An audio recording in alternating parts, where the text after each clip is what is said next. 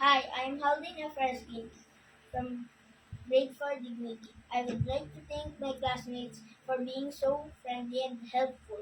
I enjoy each day that we are together. I also learned many things from you.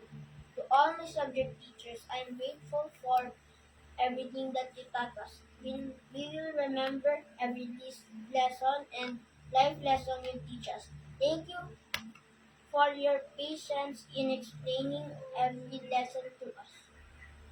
And especially, I'm very grateful to our advisor, Teacher Aida. Thank you for being our second parent at school. Thank you for always looking after us and doing extra miles for us. I will never forget what you taught us. To everyone, let us promise to not forget each other and not to deal with the challenges alone. Let us be there whenever someone needs help in the future.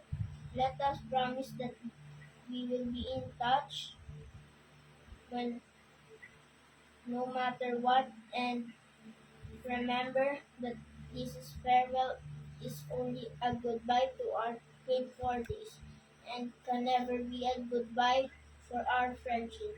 Thank you.